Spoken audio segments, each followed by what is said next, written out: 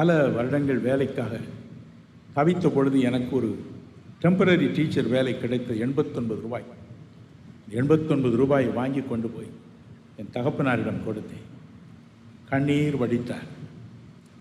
அதில் 9 ரூபாய் எடுத்தார். தம்பி, இதை நம்முடைய போதகருக்கு அனுப்பிவிடு, அவர்தான் உனக்காய் கண்ணீரோடு ஜெபித்தார். நான் அனுப்பினேன். போதரிடமிருந்து எனக்கு ஒரு கடிதம் வந்தது. தம்பி, உனக்கு வேலை கிடைத்து விட்டதா? எனக்கு என்ன சந்தோஷம்! நீ அனுப்பின 9 ரூபாய் 9 லட்சம் போல இருக்கப்பா என்று மனதார என்னை ஆசீர்வதித்தார். நான் சேர்ந்த அடுத்தாற்போல் பேங்கி வேலையில் சேர்ந்தேன்.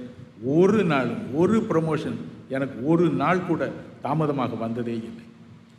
பேங்க் வேலையை நான் விடும் பொழுது எனக்கு கீழே 700 கிளைகள் இருந்தன. தேவன் ஆசீர்வதித்தார். உங்களையும் ஆசீர்வதிப்பார். ஆலயத்தில் உள்ள தேவைகளை கண்டும் காணாதவர்கள் போல நாம் இருக்கவே கூடாது. நன்றியுள்ள இருதயத்தோடு இருப்போம். எனக்கு அடிக்கடி நோய் வரும் சிறுவனாய் இருக்கும் பொழுது டாக்டர் வந்து மருந்து கொடுப்பார். அதன் பிறகு ஞாயிற்றுக்கிழமை ஆலயத்திற்கு என் தாய் என்னை கூட்டிக் கொண்டு போவார். என் கையில் 5 ரூபாயை கொடுத்து போடச் சொல்வார். இந்த தகப்பனாரின் மொத்த சம்பளமே 130 தான். அதில் 5 ரூபாய் கொடுப்பார். சில சமயங்களில் 2-3 தடவை கொடுப்பார். நான் சொல்வேன், அம்மா, டாக்டர் தானே வந்து ஊசி போட்டார், எதுக்கு காணிக்க போடணும்? என் தாய் சொல்வார், டாக்டர் ஊசி போட்டது உண்மைதானப்பா, ஆனால் சுகம் தந்தது நம்முடைய ஆண்டவர், ஆகவே அவர் கொடு என்பார். இன்று 5000 ரூபாய் தான், அன்று 5 ரூபாய்.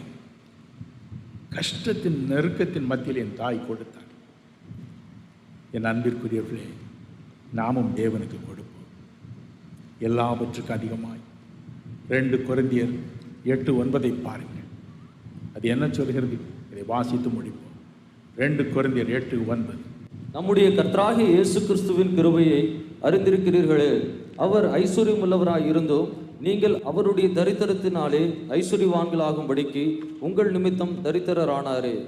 தன்னுடைய தரித்திரத்தின் நிமித்தம் நீங்களும் நானும் ஆசி பெற, ஐஸ்வர்யவான்களாக மாற, ஈசாக்கை போல ஐஸ்வர்யவான்களாக மாற அவர் மிகுந்த தரித்திரத்தை அடைந்தார். நீங்கள் ஐஸ்வர்யத்தை பெறாமல் இன்று இரவு இடத்தை விட்டு போகவே முடியாது. ஹல்லேலூயா. 100 மடங்கு ஆசீர்வாதத்தை பெறுவதற்காகவே உங்களை இன்று அவர் கொண்டு வந்திருக்கிறார். ஏன்? உங்களுடைய தரித்திரத்தை அவர் அனுபவித்து